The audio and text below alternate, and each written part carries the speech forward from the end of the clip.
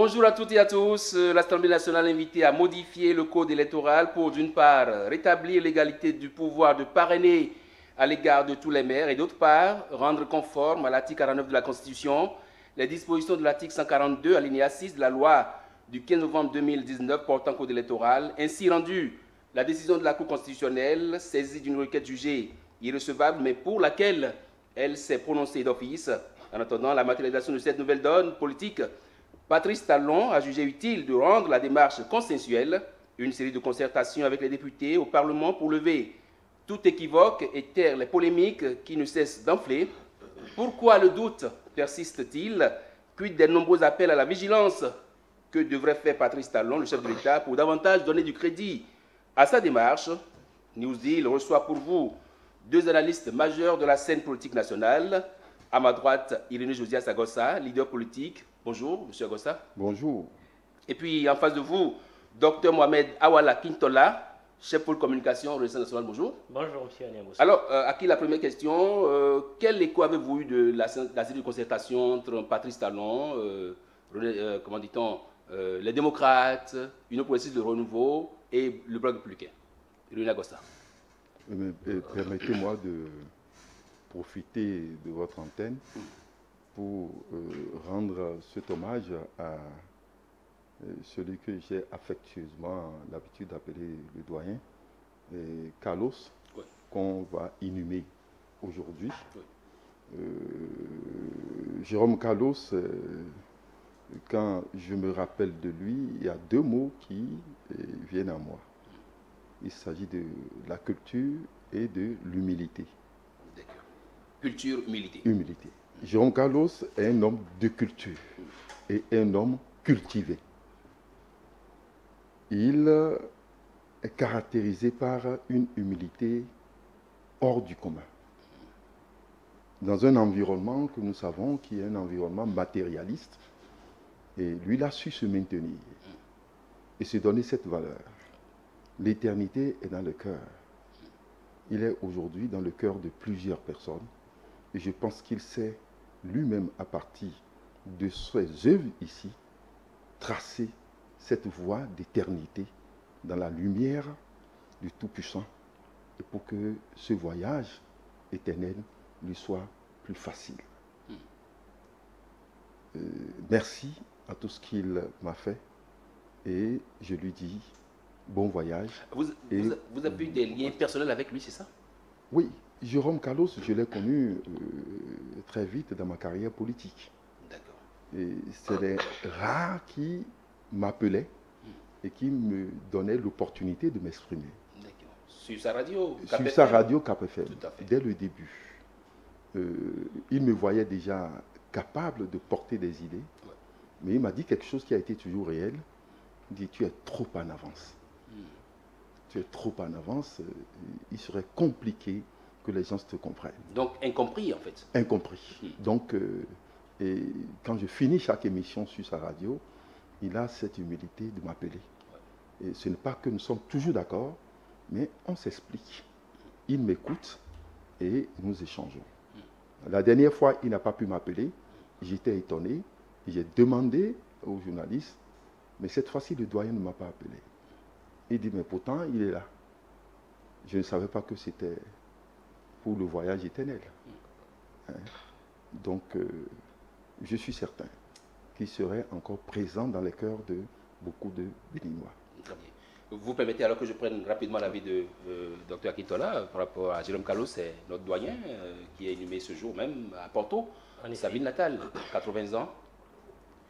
80 ans dans le contexte actuel avec tout ce qui est, nous savons, de l'espérance de vie, ce n'est pas petit. Et au même moment, lorsque vous avez de l'affection pour quelqu'un, que c'est quelqu'un qui, au jour le jour, impacte la vie de milliers de personnes, c'est aussi insuffisant. On aurait voulu, et pour ma part, je ne suis pas de la même promotion, de la même génération que le doyen Jérôme Carlos, mais pour tout acteur politique ou alors acteur de la communication qui, à mon âge, nous avons été bercés par ces chroniques. On était chaque fois sidérés d'entendre quelqu'un qui maîtrisait et savait manier avec dextérité la langue de Molière. Ça nous a bercé, ça nous a inspiré, ça nous a motivé. Et on peut lire en tout ce que nous faisons aujourd'hui, parlant d'art oratoire, de communication, de prise de parole, mais également d'agencement d'idées avec logique et cohérence, un héritage, un prolongement du travail que le doyen Jérôme Carlos a fait.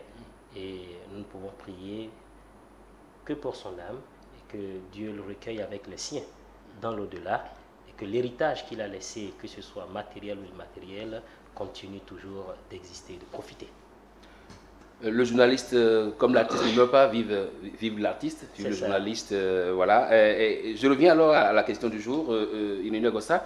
Quel écho avez-vous eu de la série de concertation entre Patrice Talon et les trois blocs qui composent le Parlement? Non, là j'avais déjà posé le problème pour dire que ceux qui souffraient de la victimisation mania, permettez-moi le thème, je veux parler des démocrates qui sont toujours des victimes.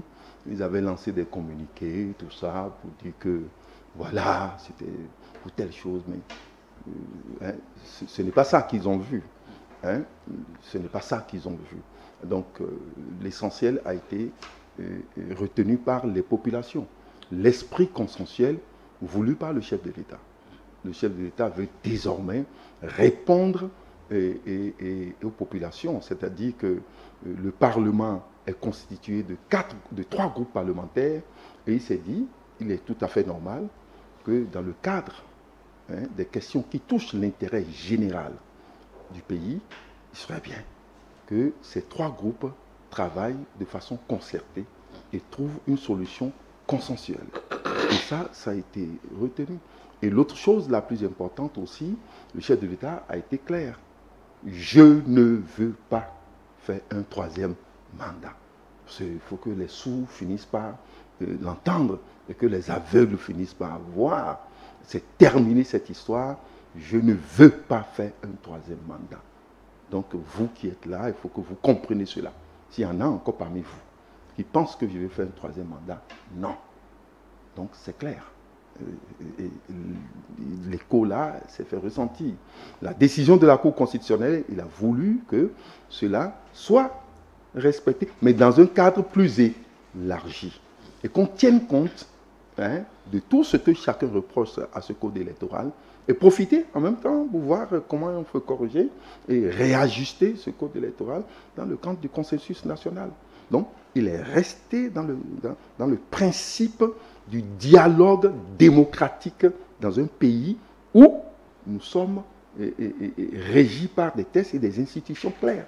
Donc, le dialogue ne peut que se faire avec les forces politiques en présence au Parlement, présentes au Parlement, et leur dire ce qu'il faut faire et les rassurer sur ce qui les inquiète en ce qui concerne le chef de l'État lui-même. Je pense que le message est passé. Bien sûr qu'il y a quelques brebis galeuses qui continuent de manœuvrer, de manipuler, etc. Nous sommes là pour ça. À tort ou à raison? Non, c'est la mission de chacun, ce n'est pas un problème. Donc chacun va jouer son rôle. Ils sont en train de manipuler, etc. Il suffit que la vérité sorte. Comme le disent les Congolais, c'est pas grave, le mensonge prend l'ascenseur, mais la vérité prend pas l'escalier et finit par dépasser le mensonge. Donc il n'y a pas de débat, nous sommes sur le terrain. Oui. Dans ce domaine, nous allons nous affronter, il n'y a pas de débat. Docteur Kintola, oui, c'est la lecture que fait Irina Gossa de cette série de concertation. Quelle lecture en fait vous au niveau de RN? En fait, sans vouloir vexer nos téléspectateurs ou nos internautes, je dirais que la question n'a pas besoin d'être posée. La question, elle est vide. Je ne vois pas techniquement quel est le problème soulevé par rapport à la question de la Constitution. Je vais le partitionner comme ça. De façon générale, on a tous eu les communiqués de presse par ici ou alors conférences de presse par là, des différentes formations politiques qui ont eu la chance d'être d'écouter le chef de l'État. Bon, le contenu est presque le même. On nous a rapporté que le président de la République a une fois de plus réitéré qu'il n'était pas intéressé par une révision dite opportuniste de la loi fondamentale qu'est la Constitution. La question ne devrait pas se poser parce que je ne vois... En fait, c'est parti d'où? C'est parti du fait qu'un citoyen béninois a saisi la Cour constitutionnelle pour se prononcer sur des irrégularités contenues dans le code électoral et une certaine incompatibilité de, comment on appelle, l'article 49 de la Constitution avec l'article 109, 142 pardon, du code électoral. Et la Cour constitutionnelle a rendu sa décision, a dit le droit.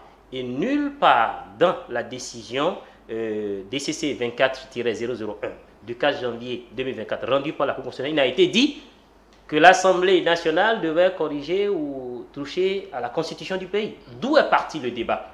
Je pense que les gens veulent juste faire du sensationnel. Il faut surfer sur quelque chose et il faut toucher l'émotionnel pour que la population se sente en danger. Et quand on connaît bien la sociologie politique des Béninois, on se dit, il se range beaucoup du côté de celui qui est en train de s'auto-victimiser. C'est aussi simple que ça. Donc, le président de la République l'a dit lors de son discours sur l'état de la nation. Il l'a dit lors d'une interview qu'il a accordée au lendemain de, comment on appelle, de ce discours sur l'état de la nation. Le porte-parole du gouvernement est revenu sur la même question lorsque la polémique a commencé à, comment on appelle, à prendre du terrain. Où est le problème?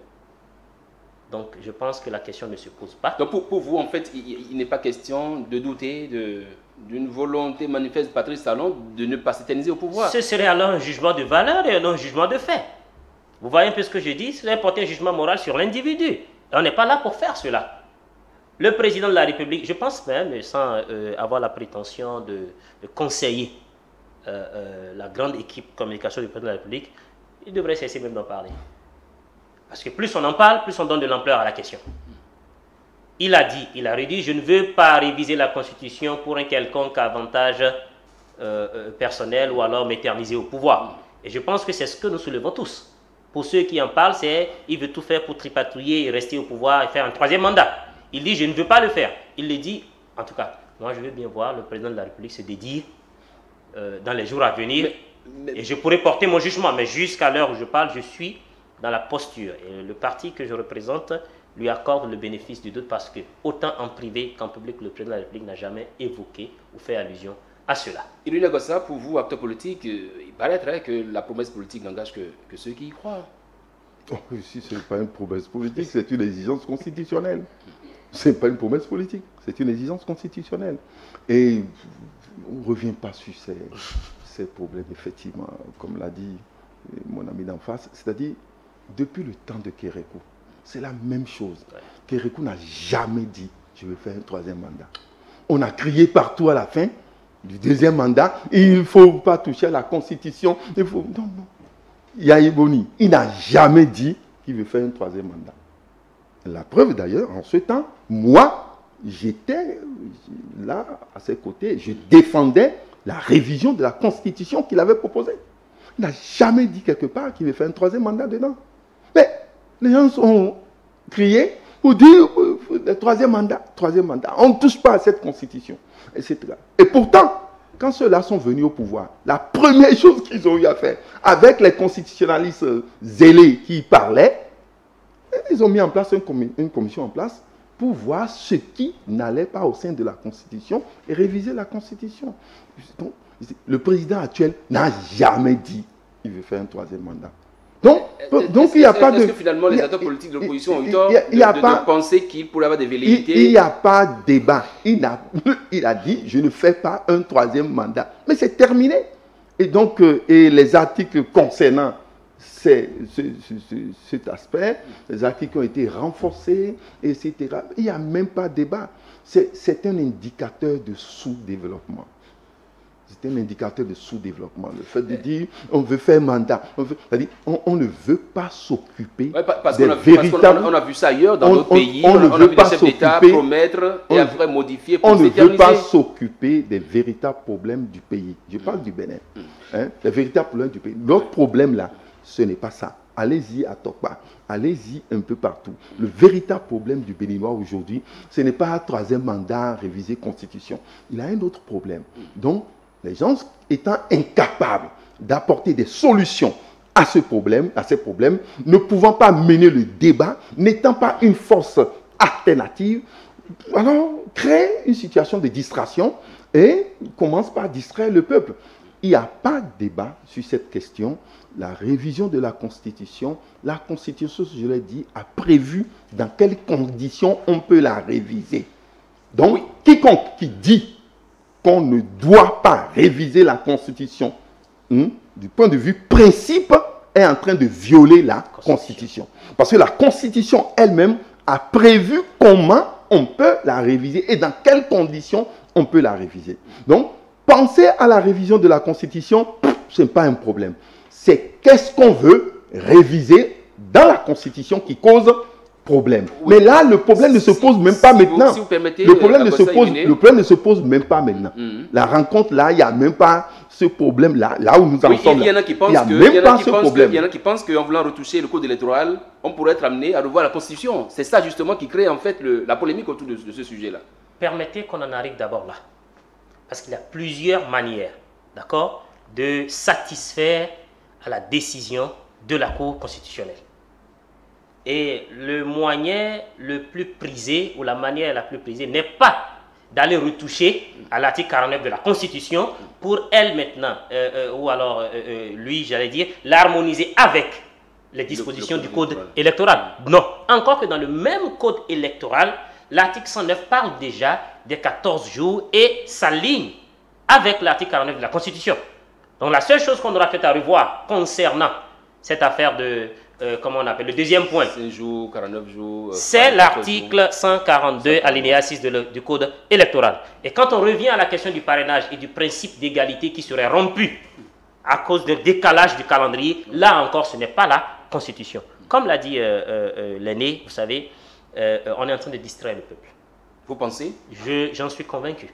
Nous sommes en train de distraire. Parce que la Cour dit de modifier, d'avoir à modifier le code électoral.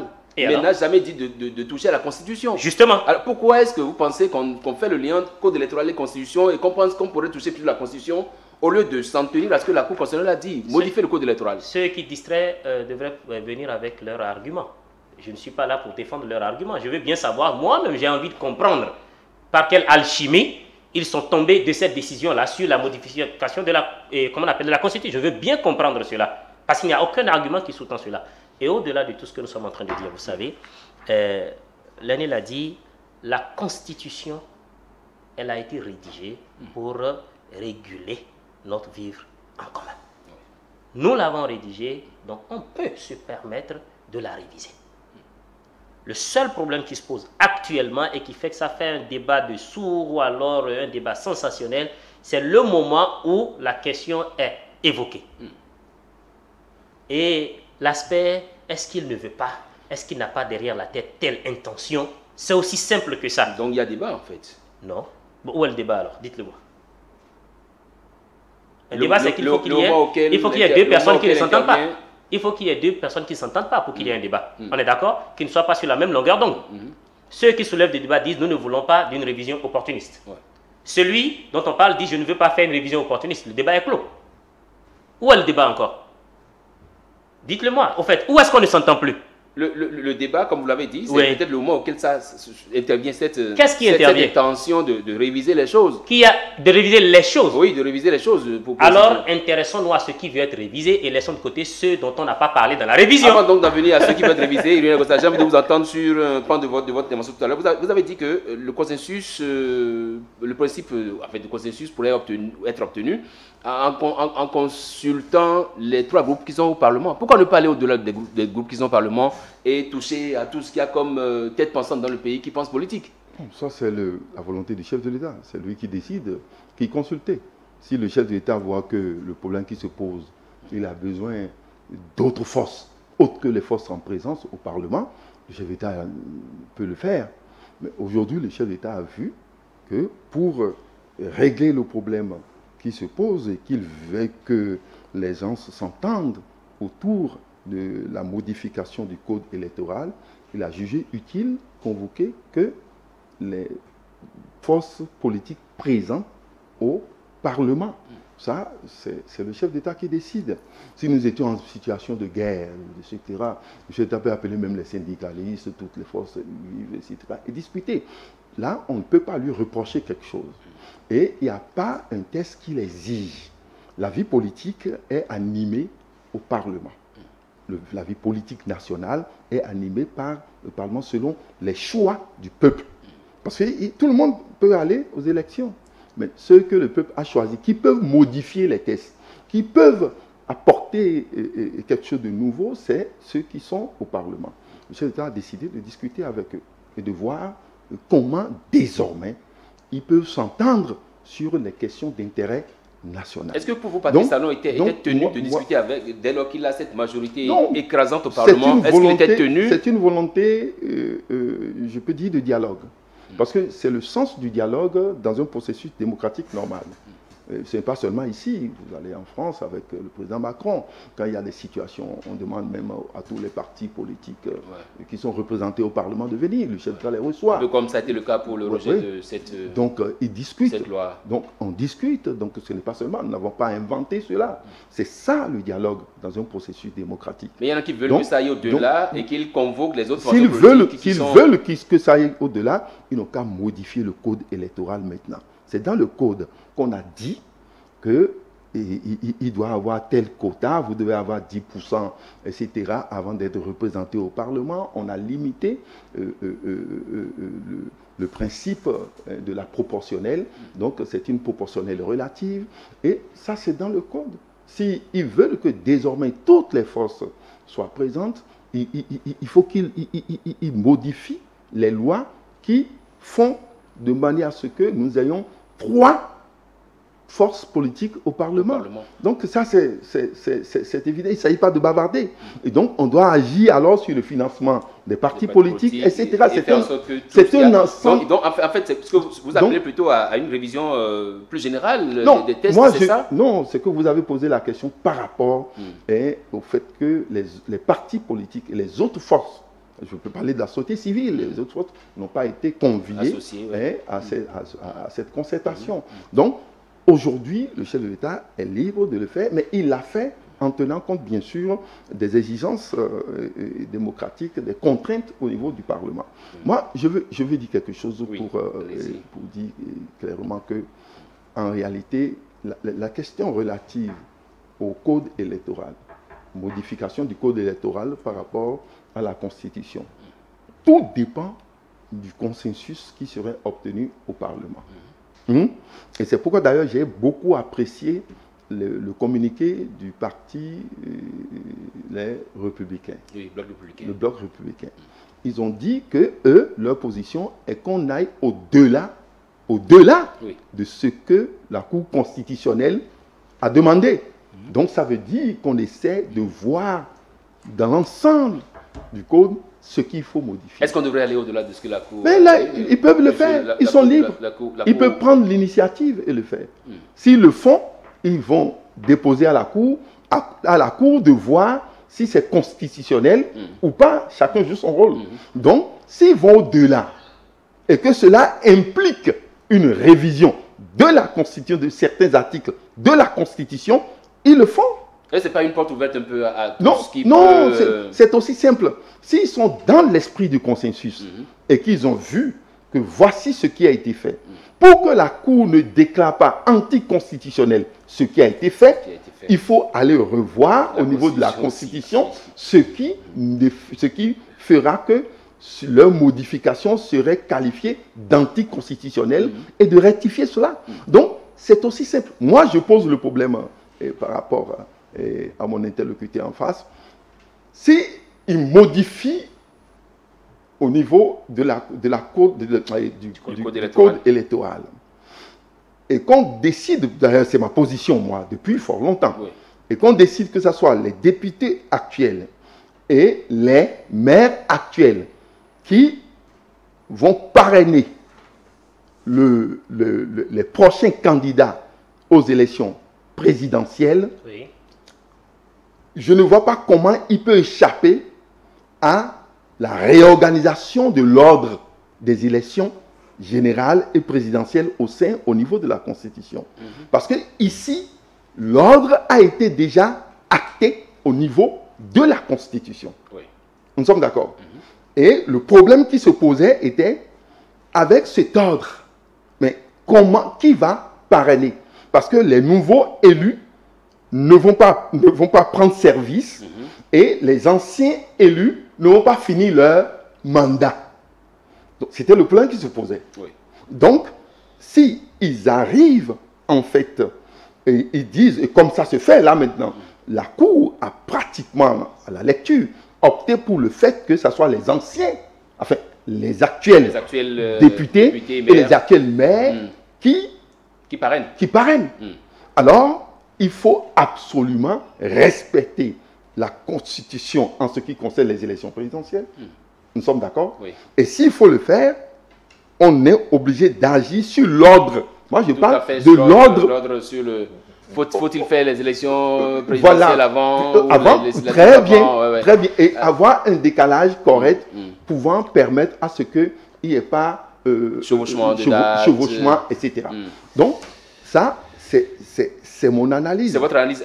Donc moi, je disais que cela implique une modification de la Constitution, une modification technique, juste en ce qui concerne l'ordre. L'ordre des élections. Bon, maintenant, s'ils constatent qu'il y a cet aspect qui va se présenter à eux, et qu'ils disent dans le consensus, puisque les démocrates disaient que c'est la modification qui a conduit à ce code, et eux n'étaient pas là. Ils n'étaient pas là, oui, c'est ça. Donc, et leur revendication... Ils ont l'occasion maintenant d'intervenir et de pouvoir corriger. Ils ont l'occasion maintenant de corriger, de discuter, de dialoguer au sein du Parlement.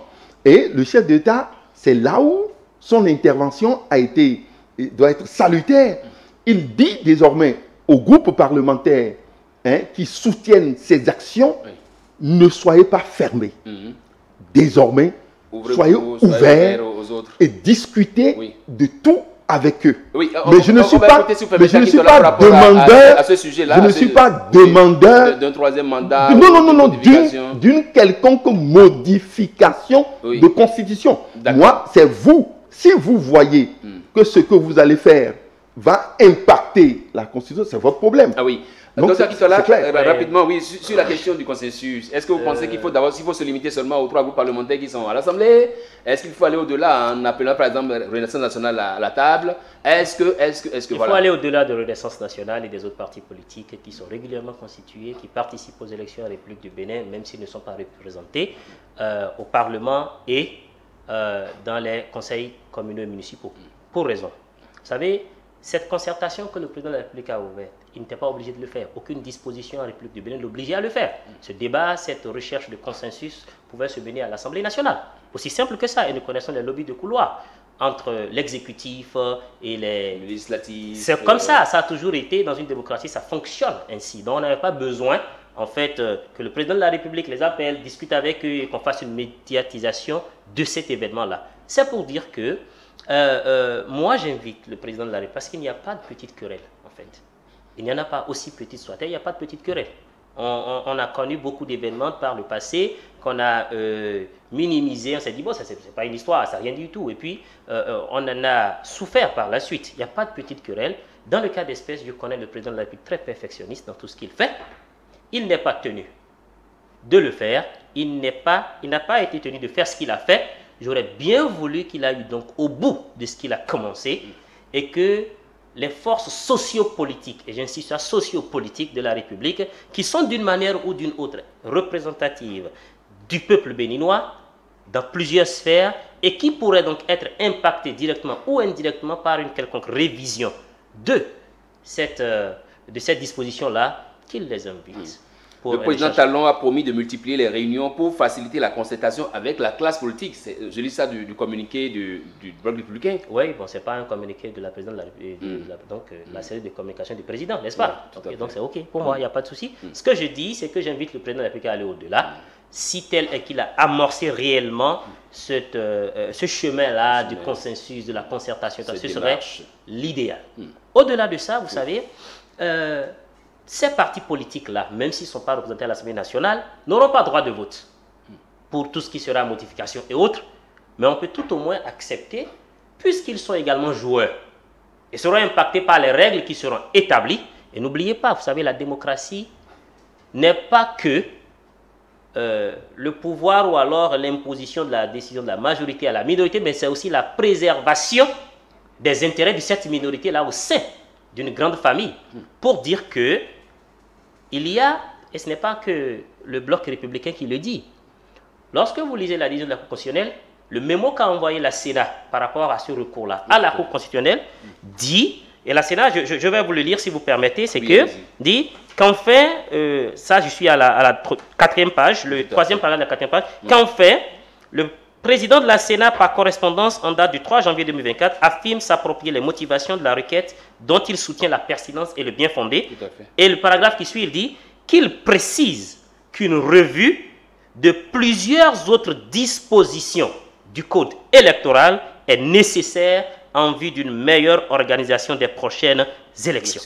Pour dire donc, au-delà, merci monsieur Agnabossou, donc au-delà de l'harmonisation du calendrier électoral, il y a plusieurs autres dispositions du code électoral qui doivent être revisitées et nous sommes là dans une démarche d'évaluation. Non, je suis pas de votre avis.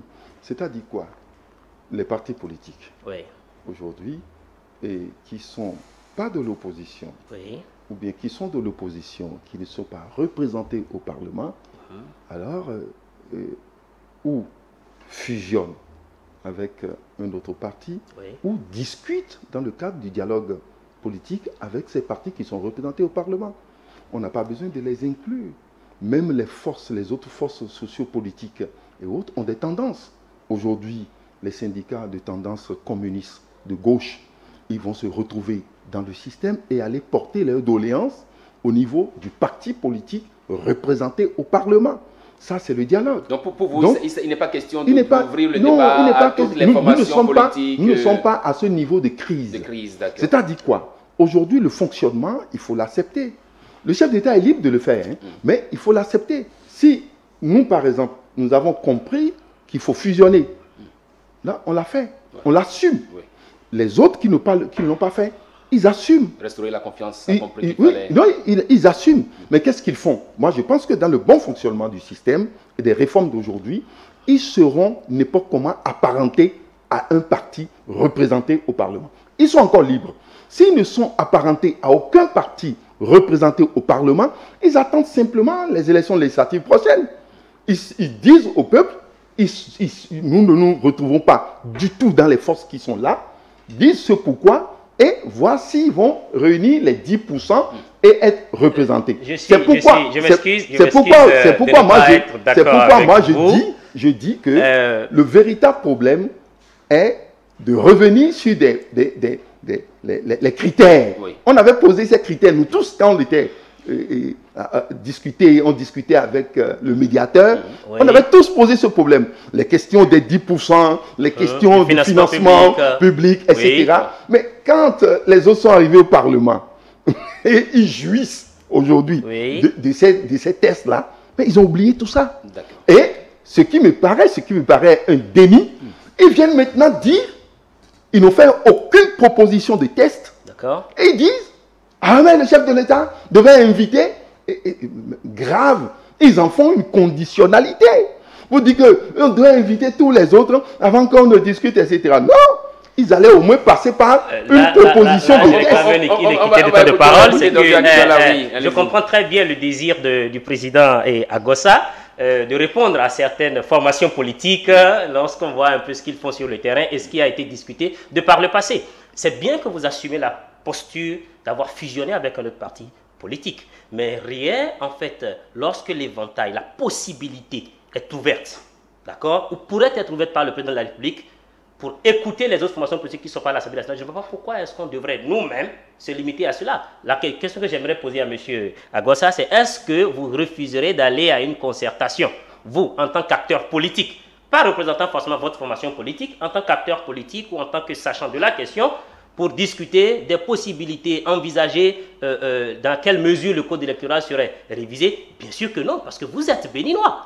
Et donc notre formation politique, ou alors les partis tels que MPL et autres qui ne sont pas représentés à l'Assemblée nationale, ne se privent pas de cette possibilité-là, ou de l'évoquer, ou d'accepter lorsque le président de la République les y invite. Donc, je ne vois pas pourquoi vous voulez la limiter. Non, en moi, fait, à cela, moi, je ne limite pas. Si, c'est ce que vous faites, parce que moi, j'ai dit, il faudrait que le président aille au bout. Non, moi, nous n'en faisons pas une conditionnalité. Très bien. Mais écoutez, ce n'est pas le lion qui dira à la réunion des animaux de la forêt qu'être carnivore est une mauvaise chose, ou qu'on devrait bannir cela.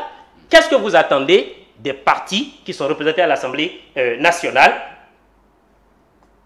en ce qui concerne la défense de certains droits ou de certaines prérogatives qui vous avantageraient si vous n'êtes pas représenté à l'Assemblée nationale? Ils ne le feront pas, vous l'avez constaté. Il vaut mieux donc prendre part à bien sûr que les oui. négociations pour savoir défendre un peu la cause. Personne mieux que vous ne peut défendre vos intérêts. Et ne vous privez pas de le faire lorsque vous en avez l'occasion. Aujourd'hui, nous avons l'occasion de le dire devant des milliers d'internautes sur votre plateau. Je vais aller au-delà, et parce que le président avait quand même abordé beaucoup de questions. Oui, tout à fait. Voilà, et la question de la Constitution. Je ne saurais être formel, mais je ne crois pas en fait que cela nous oblige forcément à aller toucher à la Constitution. Puisque le gros problème, ce n'est pas forcément la tenue des élections, mais c'est la date d'investiture des nouveaux élus. En ce qui concerne les députés, c'est tranché. C'est-à-dire que ce sont les députés actuels de la 9e législature qui ne seront pas encore déchargés dans les 50 jours avant les élections présidentielles qui représentent le dernier délai, donc le 5 février, pour le dépôt des candidatures. Dossier qui doit forcément recueillir des parrainages. Du coup, en ce qui concerne les députés, c'est tranché, il n'y a aucun souci à ce niveau-là. Le problème, c'est au niveau de la rupture du principe d'égalité entre les maires actuels et les maires qui seront élus, pour dire que les élections générales se seraient déjà tenues. On aurait déjà fait la proclamation de la Sénat, et puis la Cour constitutionnelle aurait acté. Mais vu que nous avons 117 communes et qu'il faut donc installer 117 conseils communaux, cela ne peut se faire en une seule journée comme pour les députés à l'Assemblée nationale. Donc, ça doit prendre donc une tranche qui commence avant le 5 février, donc à partir du 1er, et se termine bien après le 5 février. Du coup, quand je prends le préfet, et n'oubliez pas que ce sont les préfets qui constatent cela. Lorsque je prends le préfet du littoral qui n'a qu'une seule commune, Cotonou, il peut décider le 2 février d'installer le conseil communal de Cotonou. À partir de ce moment-là, il y aura un nouveau maire, un nouveau conseil communal. Ce maire, à partir de ce jour, a la prérogative de parrainer un candidat. Mais quand je prends les collines, le préfet des collines a 6 communes dont il doit installer. Il ne peut peut-être pas le faire en 3 jours. Non, mais la Cour a tranché déjà. À partir de ce moment-là, non, la Cour n'a pas orienté. Non, la Cour a tranché. Non, permettez-moi d'aller au bout de mes idées alors. Le maire de Savet, exemple, qui sera installé le premier jour, le deuxième jour. Et le maire de Savalou qui n'aurait pas pu être installé avant. Le principe d'égalité est rompu, pas entre les députés d'un côté et les maires de l'autre côté. Non. Le principe d'égalité est rompu du fait que des nouveaux maires auraient le droit de parrainer alors que leurs homologues nouveaux maires qui ne sont pas encore installés ne pourront pas parrainer. Et des anciens maires pourront parrainer alors que leurs homologues anciens maires auraient déjà été déchus. C'est là qui se pose en fait le problème. Donc, il nous reviendra soit d'harmoniser le tout et de dire et les actuels députés et les actuels maires, et du coup, on repousse le calendrier d'installation des maires pour après le 5 février. Mais je rappelle que moi, dans ce que j'ai écouté des rapports, je pense que ça doit être des démocrates, le président a dit qu'il trouverait beaucoup plus logique que ce soit les nouveaux maires qui parrainent. Je ne sais pas si vous comprenez, parce que ce soit les nouveaux maires qui parrainent. Voilà l'orientation. Les députés, il n'y a pas de souci. Oui, il a dit qu'il pense que c'est les nouveaux élus qui devraient. Du coup, la Cour, il ne revient d'ailleurs pas à la Cour constitutionnelle de dire faites-le dans tel sens. Non, allez vous revoir puisque c'est vous qui légiférez. Le débat est nécessaire en fait. Lequel le débat? Le débat est nécessaire pour qu'on s'entende un peu sur qui parrainer, qui est-ce qui doit parrainer. Oui, et c'est ça que je dis que s'il faut gérer le calendrier à ce niveau-là, je ne pense pas que cela nous oblige en fait, on n'a pas forcément à toucher. C'est une affaire de quelques jours. Vous voyez, c'est une affaire de quelques jours, 4 jours ou 5 maximum, et vous repoussez ça après. Le jeu, il est. Je ne pense pas qu'on soit forcément obligé, à moins qu'on ne veuille faire des acrobaties. Dans un autre sens, on pourrait, mais pas quel que soit ce qui va se passer. Le calendrier qui a été fixé l'ordre qui a été Oui.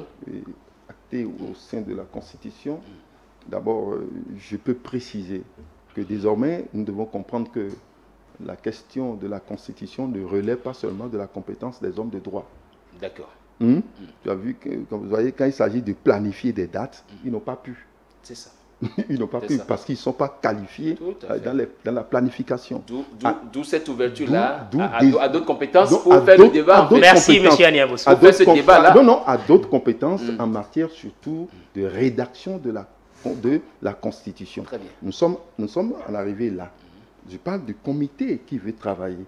Donc, il s'agit plus seulement de droit. Donc, on ne doit pas dire que le professeur Oulo a parlé, c'est terminé. C'est faux. Il faut qu'on quitte ces aspects, ces conneries d'il y a 30 ans. Déjà que ce même test, le code électoral avait déjà été déclaré conforme à la Constitution. Et maintenant, il se fait que maintenant, écoutez, l'autorité de chose jugée est maintenant remise en cause. Ce n'est plus seulement la question du droit. La Cour constitutionnelle ne doit plus être seulement une question des hommes de droit. Il y a les planificateurs, il y a les managers, tout. C'est-à-dire, aujourd'hui, nous devons quitter cette conception-là. D'où l'ouverture. Je suis d'accord avec vous.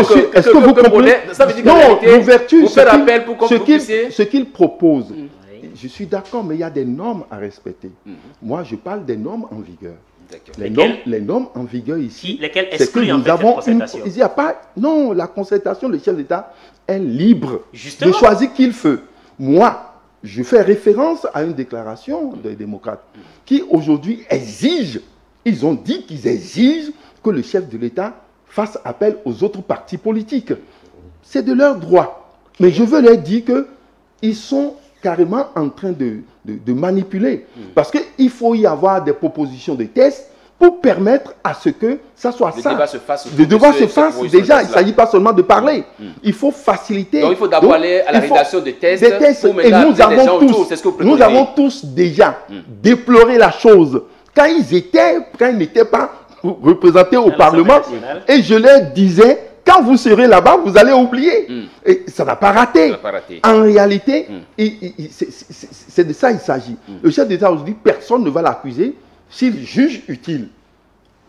Appeler les autres partis, pourquoi vous ne les invitez pas avec donc, nous? moi, je pense que... Autant demander officiellement que le chef d'État vous invite. Non, le chef d'État, je suis en train de parler, je suis en train déjà de parler ici, et j'agis au sein du parti, auquel j'appartiens déjà.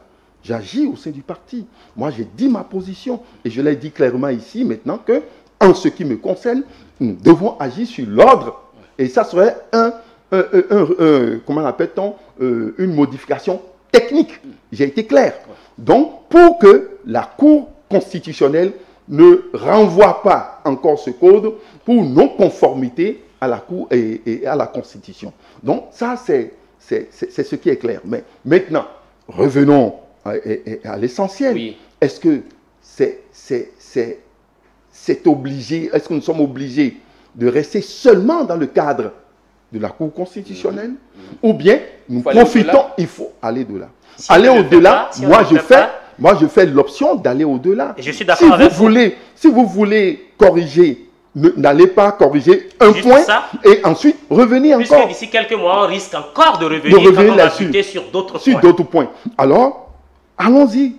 Donc, d'où la démarche du chef de l'État en tant que premier responsable du pays, peut être un peu perçu comme un acte de dialogue qu'il veut instaurer. Parce que souvenez-vous que la mandature passée, il n'y avait qu'un seul courant au Parlement. Donc aujourd'hui, le chef de l'État dit, nous avons dépassé ça. Donc je vous suggère, il suggère que désormais, pour que ça aille mieux, alors allons-y. C'est là que le président Agossa devrait donc me suivre en cela que ce ne sont pas les partis qui ont été invités aujourd'hui qui, de façon très farouche, vont défendre les autres points à corriger au sein de ce code électoral-là. Puisque, sur le plan politique, cela ne nous arrange peut-être pas. Vous avez donné l'exemple d'une formation politique qui était farouche défenseur de certains points, mais qui, une fois représenté à l'Assemblée nationale, a oublié les autres partis politiques ou ses alliés d'hier pour dire que il serait donc utile d'écouter ceux qui sont le plus touchés. C'est celui qui est victime d'une certaine injustice qui va crier à l'injustice. On n'a pas besoin du chef de l'État pour ça. Ce n'est pas l'oppresseur.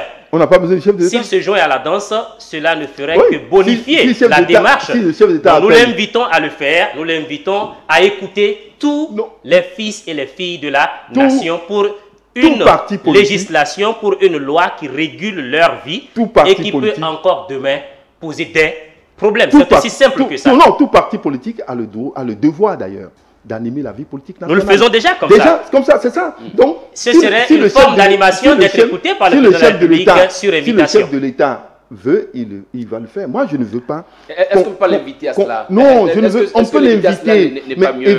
évitons ce principe que cette rationalité, cette inversion de la rationalité mathématique qui dit 1 fois n égale à n, n'est-ce pas? Quand tu prends 1 et tu multiplies par n, ça te donne N, toujours tout à fait. n. Mais évitons l'inverse. 1 fois n qui donne 1. Allez au bout de l'idée. C'est-à-dire quoi? Oui. Il ne faut pas personnaliser tout. L'institution président de la République a sa mission. D'accord. Et il y a une séparation des pouvoirs.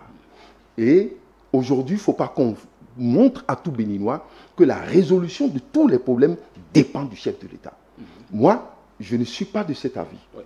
Nous ne devons pas hyper personnaliser la gestion du pays. Si le chef de l'État décide de le faire, bon vent à lui. Mais si le chef de l'État ne le fait pas, cela n'empêche pas les partis politiques de revendiquer en tenant compte de leurs droits et respectant les textes de la République. Ils doivent le faire et insister par tous les moyens. Et vous aussi, vous devez permettre à ce que ça se fasse au niveau de la presse et aider à ce que tout le monde soit informé. Maintenant, les députés, les jeux de couloir qu'il faut faire au niveau des forces apparentées, alors il faut le faire. Il faut que ces forces... Votre voix soit entendue. Très bien, et que ça soit entendu, qu'on dise que voilà ce qui se passe et voilà ce qu'on doit faire. Donc, nous tous, d'abord, nous devons être d'accord sur un point. Oui. Il ne faut pas rester seulement sur ce qu'a demandé la Cour constitutionnelle en ce qui concerne le code électoral. Parfait. Il faut que tout le monde soit d'accord pour dire nous profitons pour faire un toilettage global. Nous sommes d'accord. Et si ce toilettage global demande à ce qu'il y ait une conformité de la Cour, de la Constitution, que dans ce consensus qu'on aille. Et c'est ça ce qu'on appelle assumer les responsabilités. Ce qui me fait peur, c'est les autres qui sont toujours des victimes, mais qui n'assument jamais des responsabilités. L'opposition, c'est ça? Oui, L'opposition qui est... oui, ils ont toujours raison. Mais l'opposition dit veiller au grain pour qu'il n'y ait Oui, pas une modification écoute, malencontreuse, opportuniste. Ils savent que sans eux, on ne peut pas réviser la Constitution aujourd'hui. On a besoin de leur voix pour réviser la Constitution. La majorité n'a pas en elle seule le nombre qualifié pour réviser les lois organiques et la Constitution. Donc, on doit discuter avec eux. Donc, ils craignent quoi? Mais la confiance, personne n'a confiance aussi en eux. Et on ne réclame pas la confiance ici. Il n'y a pas d'institution juste. Il n'y a que des institutions fortes. Il n'y a pas d'hommes justes. Il n'y a que des hommes responsables qui assument leurs responsabilités. On ne te demande pas d'être juste, mais on te demande d'être responsable et d'assumer tes choix. C'est ça, même dans un foyer, personne ne te demande d'être juste. On te demande d'assumer. Tu as courtisé notre femme, tu dis je l'ai fait et tu l'assumes. Ce n'est pas le fait de tourner en rond. Donc, même ici, il faut assumer. Donc, ce qu'on reproche aujourd'hui aux autres et ce qui inquiète, c'est le fait que nous avons en face des gens qui n'assument jamais. Quand tu discutes avec eux, c'est eux qui ont toujours raison. Ils sont toujours victimes. C'est eux qui sont toujours des gens qui sont méfiants, etc. On ne veut pas de ça. Oui. Le véritable problème ici, c'est l'intérêt général du pays. Et au-delà de ça, que nous parlions des choses qui concernent la population. Aujourd'hui, si vous faites le sondage, allez-y à Webo, allez-y à Tori, allez-y partout, allez-y à Parakou. Demandez aux populations simplement, quelle est cette histoire de constitution? Les gens vont vous dire, est-ce que le chef d'État veut faire 3e mandat? C'est tout ce qu'ils vont vous dire. Voilà, si vous les rassurez, si vous les rassurez, qu'en fait le chef d'État ne veut pas faire 3e mandat, c'est terminé. Qu'est-ce qu'ils vont te dire après? Je crois que je vais résumer mon point de vue le président Agossa pour dire qu'on s'aligne tout au moins sur le principe selon lequel il ne faut pas être trop polémiste sur la question. Une question de 3e mandat n'est pas à l'ordre du jour.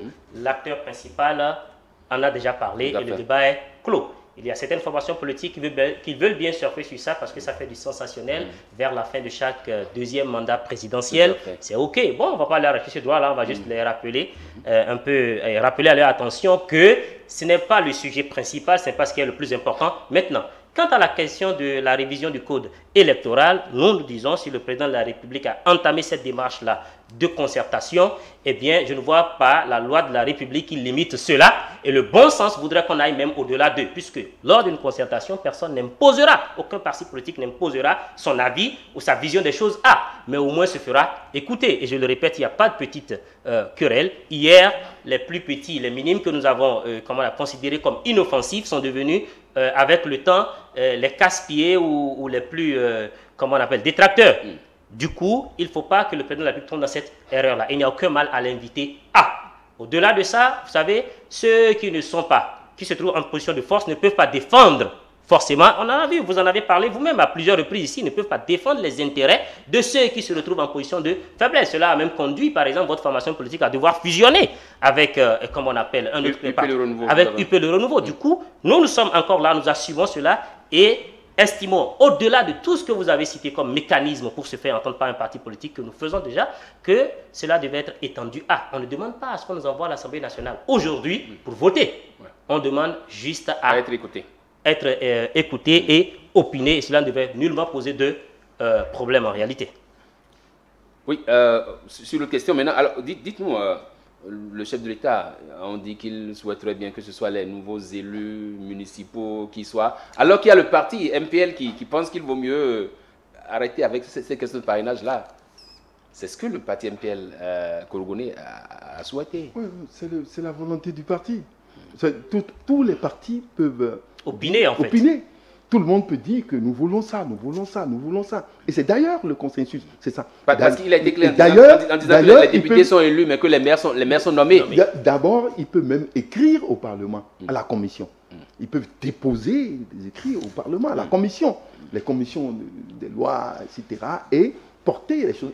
Et les députés peuvent se décider, si ils ont la majorité, de les écouter. Mais ce qui est clair, ce débat doit être ouvert maintenant. C'est normal qu'on dise qu'on revienne sur le parrainage, on revienne sur telle chose, 10%. Ce débat existait. Donc, on va maintenant venir... Donc ce qui est clair, chacun dit sa position. Et c'est ce sur quoi on s'entend maintenant, que de ne pas rester seulement sur ce que la Cour constitutionnelle a demandé, mais d'aller au-delà de façon mais d'ouvrir également le débat. D'ouvrir le débat surtout pour qu'on puisse avoir un code qui soit plus conforme à l'aspiration du peuple, c'est ça. Des forces politiques. Si vous permettez, aller vers des positions concrètes. Dr Akintola, quelle position faites-vous à RN, qu'est-ce qui va être fait? Qu'est-ce que vous proposez concrètement? Non, en fait, déjà pour la Constitution, nous pensons que pour éviter toute polémique, cette question peut être revue après. Il n'y a aucune urgence à toucher à la Constitution, parce que ça va juste créer du grabuge pour rien. Les meilleures propositions, à notre avis, sont celles qui ne nous obligent pas, en essayant de toiletter le code électoral, à aller, et les chats des partis politiques, à aller retoucher à une quelconque virgule de la Constitution, dans le cas d'espèces. Au-delà de ça, le principe d'égalité entre tous les citoyens béninois doit être respecté. Et ça, en toute situation. C'est un droit fondamental. Du coup, oui, la disposition de l'harmonisation des calendriers doit être revue pour faciliter une certaine égalité dans les droits de parrainage. Mais au-delà de cette question-là, il y a la question du parrainage en lui-même. Oui. D'accord? Il y a la question de la loi sur le financement public des partis politiques. Il y a le seuil des 10%. Et à ce niveau, je dis par exemple, lorsque nous avons à peine 12 millions de Béninois, d'accord, et que nous avons un système décentralisé où les députés sont élus pour aller à l'Assemblée nationale pour représenter tout le peuple, mais nous élisons des conseillers communaux et des maires pour gérer au niveau local.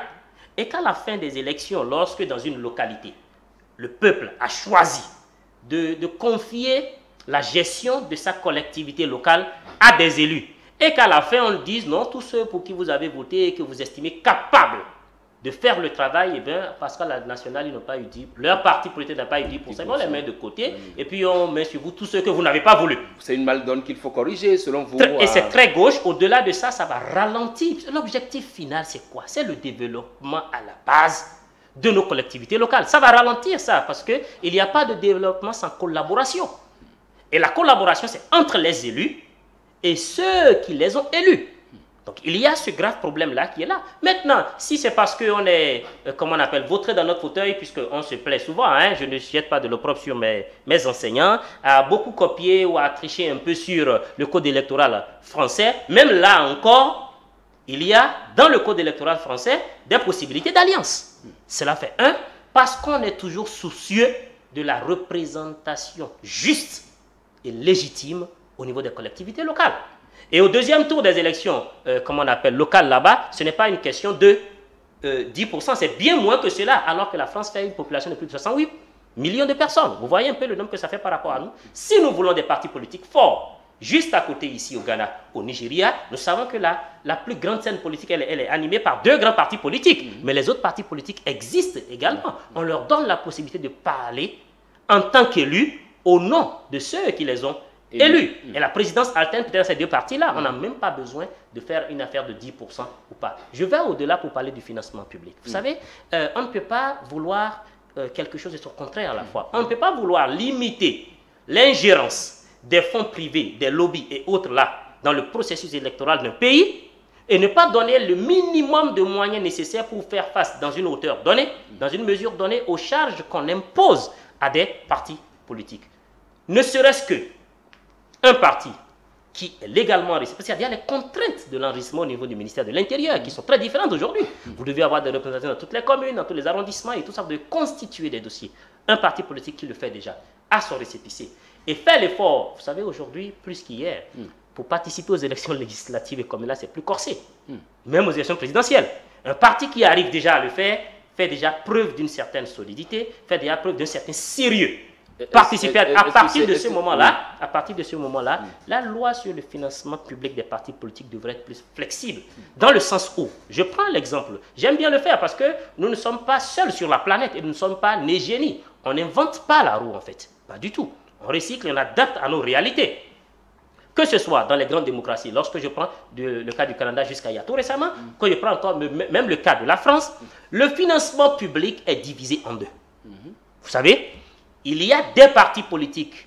Avant même de commencer, la première partie est redistribuée entre les partis politiques qui ont eu un minima, soit dans un certain nombre de circonscriptions électorales. En France, ils ont plus de 200 et quelques circonscriptions électorales, mais déjà dans 50 circonscriptions électorales, si vous avez un seuil, vous voyez, de 2% dans ces circonscriptions électorales, là, vous êtes éligible pour cette partie du financement public. Et à la nationale, lorsque vous arrivez à 1% déjà, oui, vous avez déjà un minima qui vous est octroyé. Et puis la deuxième partie de cette cagnotte-là maintenant est distribuée au prorata des élus ou des sièges que vous avez pu lever. Ce qui fait donc un plus pour des partis politiques qui ont des élus, des partis qui n'en ont pas mais qui animent quand même la vie politique. Puisque c'est ça la démocratie. Et jusqu'à tout récemment au Canada, c'est en fonction du nombre d'électeurs que vous avez eu aux élections.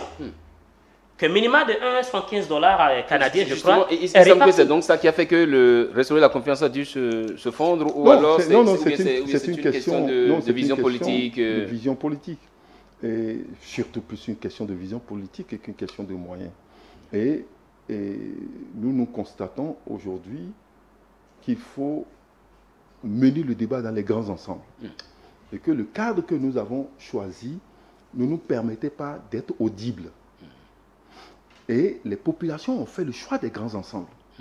Quand nous avons participé aux élections, nous avons participé à l'élection présidentielle. C'est le constat que vous avez fait. Nous avons constaté que les gens nous disent, ce que vous dites là, allez dire ça avec. Si tu vas dans un village, on te dit, mais va dire ça avec ton frère qui est dans tel groupe et on va vous entendre au lieu de venir vous diviser ici. Toi, tu as dit ça, mais l'autre a venu dire ça.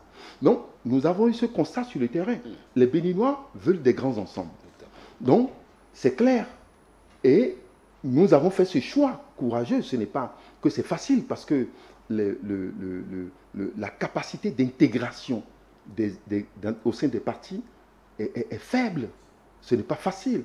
Eux, ils en ont fait l'expérience.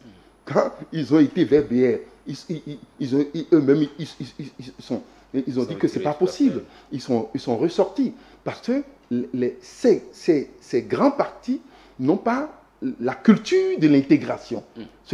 Il faut l'apprendre encore dans notre pays. Donc, c'est ça qu'il faut faire et c'est ce que nous sommes en train de faire. Mais il faut développer les idées. Les idées que nous avons, il faut les développer au sein des grands ensembles, qu'il y ait des débats au sein des commissions, au sein des structures, et pour qu'on puisse avoir les idées de la base. Et que cela rejaillisse sur le programme d'action et sur la vision du parti. Donc, c'est ça ce qui importe aujourd'hui.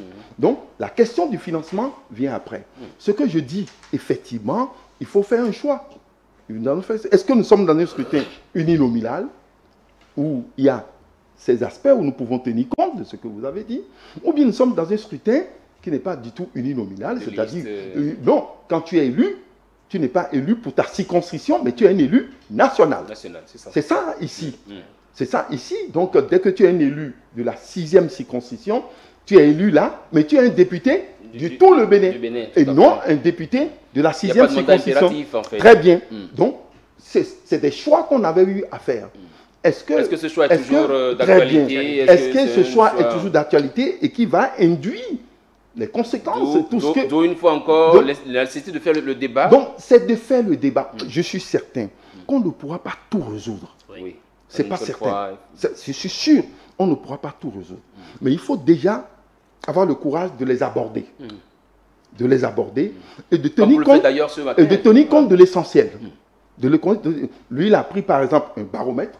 Il dit, écoutez, tout ce qui va nous amener vers la modification de la Constitution, nous l'abandonnons. Ça, c'est une limite. Ça, c'est les éléments de base du débat, ça. Non, nous n'allons pas tenir compte de tel aspect parce que ça nous amène vers la révision de la Constitution sur les fondamentaux. Nous ne voulons pas du tout même en parler en ces circonstances. Voilà un critère qui fait que on élimine certains aspects qu'on doit toucher au niveau du code. Bon, comme on peut dire, oui, nous le faisons, mais nous le faisons dans tel cadre, dans le cadre de la modification de la Constitution. Donc, c'est les débats de base qui doivent être menés. Mais je suis inquiet parce que si les forces qui sont représentées au Parlement ne sont pas dans l'esprit de ce matin, ce que nous évoquons ici. Elles vont passer à côté. Elles vont passer à côté. Oui. Parce qu'on dit à un groupe de l'opposition qui dit, moi j'irai réfléchir sur la question. Donc si le chef d'État ne les avait pas appelés, ils n'ont même pas programmé déjà réfléchir sur cette question qui se posait depuis que la Cour a répondu. Un grand parti financé par nos fonds qui est là. Donc, il faut encore l'obligation de faire appel à des sachants, à des gens qui sont... Laissons même, moi je dis, ils devaient déjà réfléchir, commencer ce débat en leur sein. Et commencer par poser des balises et se dire, voici ce qui va se faire, voici ce qu'on doit faire. Donc, et pour qu'on aille au dialogue, il y a des normes du dialogue. Tu ne peux pas dire que tu as tout le temps raison et que tu ailles au dialogue. C'est pas possible. Tu n'assumes rien. Il faut faire des concessions. Il faut faire des concessions à des situations. Tu dis que moi, j'ai eu tort ici, et on s'entend. Mais quand toi, tu viens, tu te présentes toujours comme victime. Et que c'est l'autre qui t'a créé tous les problèmes. Inviter le président Agossa avec un vis-à-vis démocrate. Il y a des choses intéressantes pour y récolter de ces débats-là. Vous et moi ici, nous sommes en train d'opiner. En effet. Moi, je suis en train d'opiner au sein de UP Le Renouveau. Et je suis membre du bureau politique. Je sais que ça prend sa forme. Donc, ça évolue. Vous n'êtes pas membre d'un parti qui est représenté au Parlement. Donc, vous êtes en train de dire des choses très intéressantes. Mais il faut tenir compte de l'ambiance au Parlement. L'ambiance est capitale. S'il y aura dialogue politique, il faut que les conditions de ce dialogue soient réunies. Vous l'avez déjà dit. Si vous n'en parlez pas et que vous croyez que ça va se faire comme ça, non, il y a des critères. Je vous le concède. Il faut absolument que nous l'évoquons. Et que dans le débat politique, il faut toujours que tu saches que tu dois céder une partie et que tu dois assumer tes choix. C'est le principe même du consensus. C'est le principe du on va consensus. conclure sur le débat. Dites-nous, en gros, votre mot de la fin. On y va.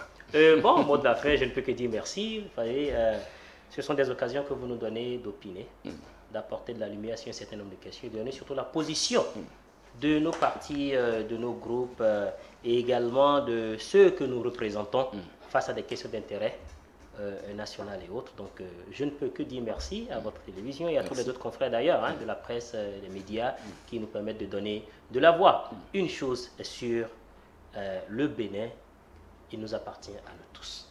Et chacun de sa position a son mot à dire.